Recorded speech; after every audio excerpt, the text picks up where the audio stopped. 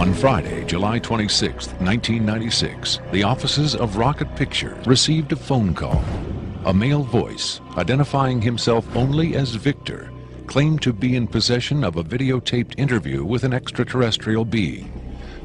He said he had a tape of a space alien, an ET, that was being held in a military installation in Nevada.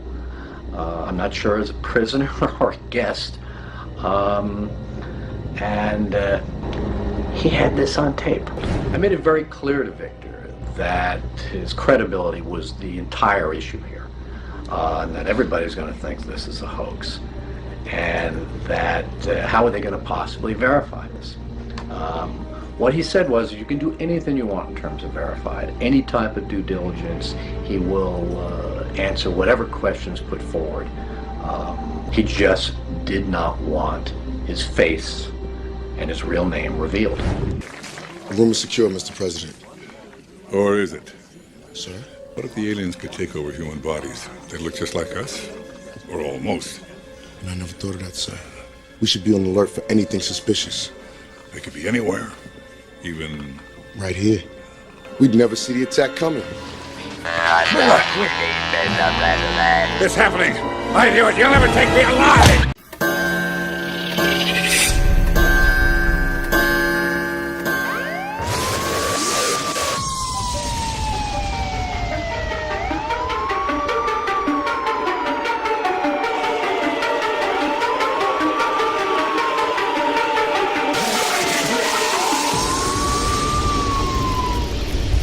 It's true. We're all in danger. What is your occupation at Area 51? I won't answer that. I have had reason to be present at Area 51, but I'm not going to clarify whether or not I was there as an employee. Are you saying you were there as a visitor? I'm not going to specify why or in what capacity I was there, only that I was there. Can you tell us how many times you were there?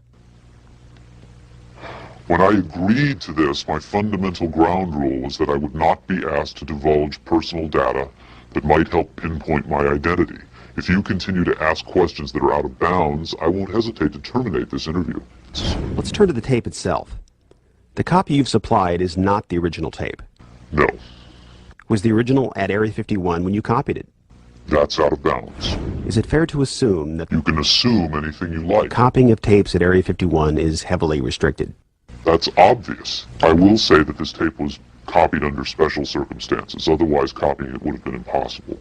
Can you be more specific? More specific? This interview was terminated. The interview resumed only after a discussion of the ground rules. Have you personally seen the alien being that appears in the tape? Yes, I have, but I stress I was not necessarily present at the interview session that appears on the tape. I'm not going to be specific. I may have encountered the being at another time. What can you tell us about the alien interview we're about to see? This one is rather recent, very late in the series. The interview process has been ongoing since the being arrived, which was in 1989.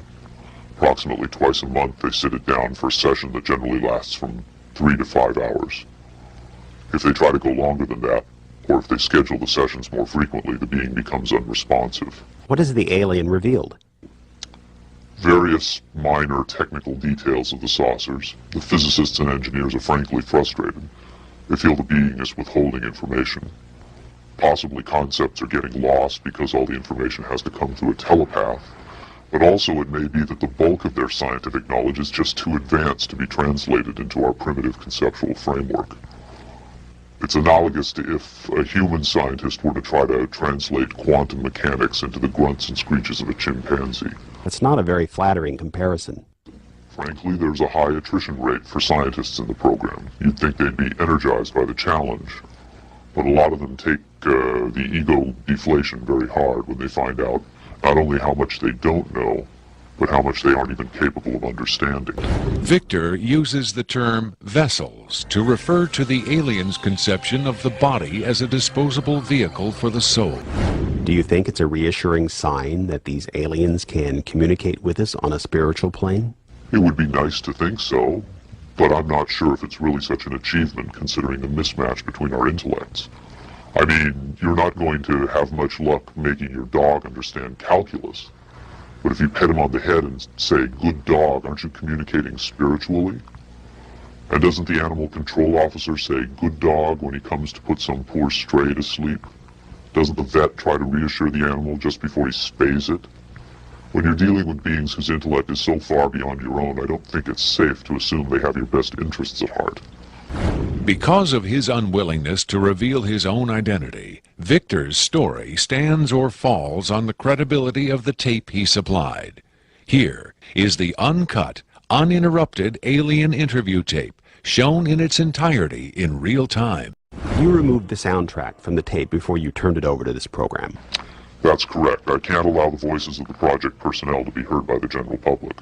There's a very good chance their family or friends on the outside might recognize them. Isn't your purpose in releasing this tape to expose Area 51 to the world? My purpose is to expose the existence of the aliens, not compromise these individuals. I made the decision to come forward. I'm taking precautions to protect my own identity, and I don't think it's fair for me to put these others in danger of exposure. In any case, the interview on the tape went nowhere.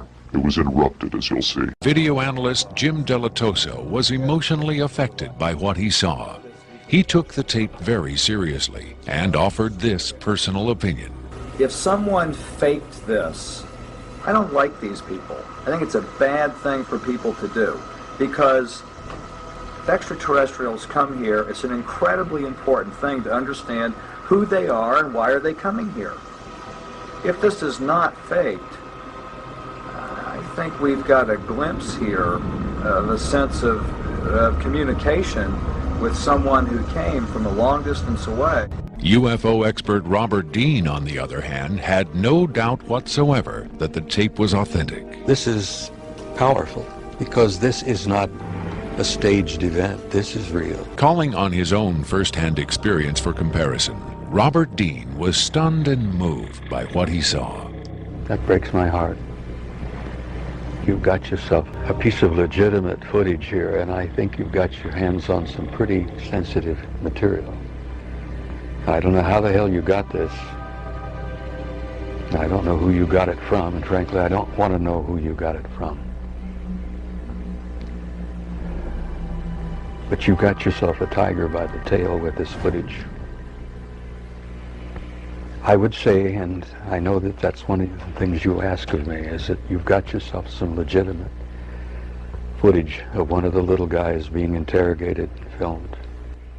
And there's a reality to it, and there's a sensitivity to it that literally breaks my heart. But I tell you very strongly, you've got something here that is very sensitive.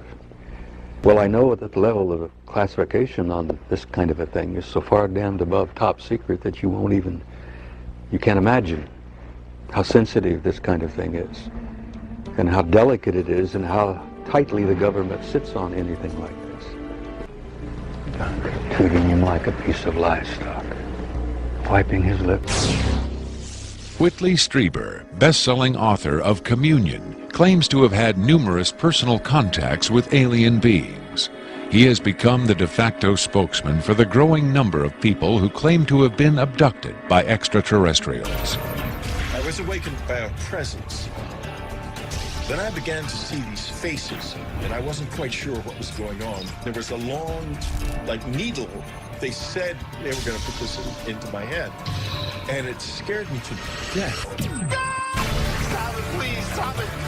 I had a close encounter the third kind, for sake. The nationally syndicated television program Strange Universe asked Strieber and several other abductees to view the alien interview tape. What Strieber saw left him profoundly shaken. Strieber would not agree to be interviewed on camera for this program, but on Strange Universe he had this to say.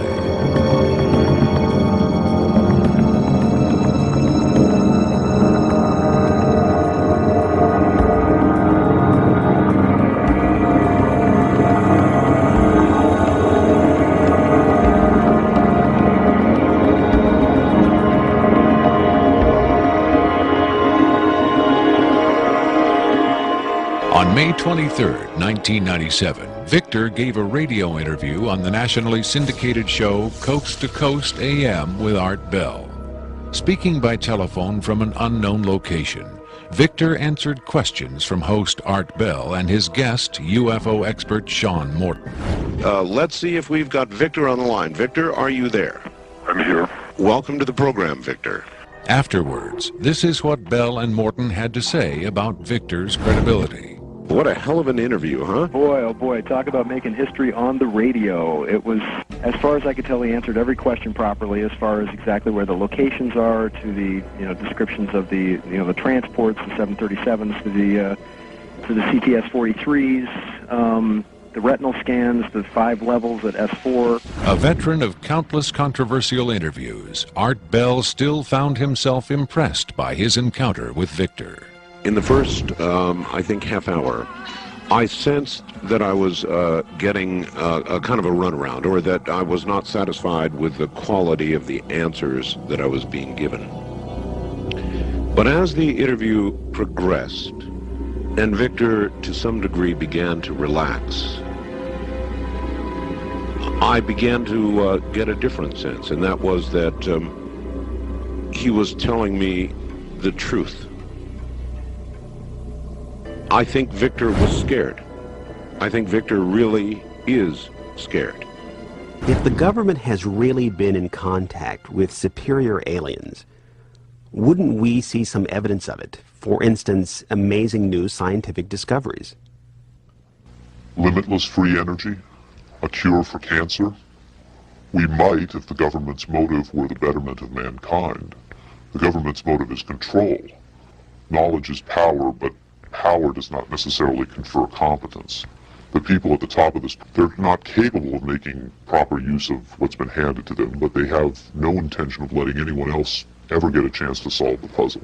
And let's not forget there's also the real possibility that the government is being manipulated by the extraterrestrials for their own purposes. Do you believe your life is in danger as a result of making this tape public? I would hope not. I would like to think my government is a little more civilized than that. But at the same time, I don't intend to give them the chance to prove me wrong. Obviously, they would like me to be perceived as a hoaxer. If something were to happen to me, if I should die suddenly in a freak accident, it would obviously lend credence to my story, and I assume they understand that and will act or not act accordingly. Why should anyone believe this tape is authentic? Use your own judgment. That's all any of us can do. There's been so much secrecy and disinformation over the last 50 years that it's become impossible to prove anything in the face of official denial. Of course, the flip side is nobody really believes anything the government says. Did this alien die? I can't answer that with certainty. I do know the interviews came to an end.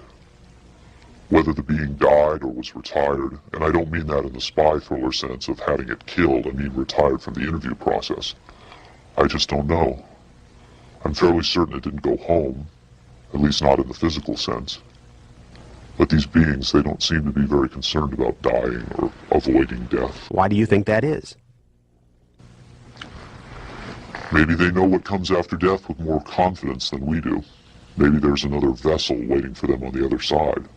I've heard the claims that they come from Zeta Reticula or the Pleiades, but it hasn't been established that they come from out there at all. Their saucers may not travel through space as we know it. They may fold in from another dimension, another reality. You make them sound almost supernatural, like angels or devils. Supernatural is just a term for aspects of nature we don't understand. For many people, they certainly do serve the functions of both angels and devils, forces we can't comprehend. Robert Dean heads a growing movement lobbying Congress to release former NASA intelligence and military officials from their security oaths so they can talk openly about U.S. involvement with UFOs and aliens. As early as '49, your government knew we were dealing with extraterrestrial intelligence. And then it sort of blew up more and more. Every year there were more discoveries, more conclusions, more contacts. And as you probably know, we have indeed retrieved crashed hardware, And we have reverse engineered it. And we have indeed been flying some of that hardware in this base, not too many miles outside of Nellis, near Las Vegas. Dean believes the time has come for the government to tell the people what it knows. The truth has got to come out. We're over 30 years too late. The people not only have a right to know, they have a need to know. And damn it, I stand in this belief, and I will say this and stand by this till the day I die. Congress has the responsibility, Congress has the obligation to the people, to the Constitution, and to the nation.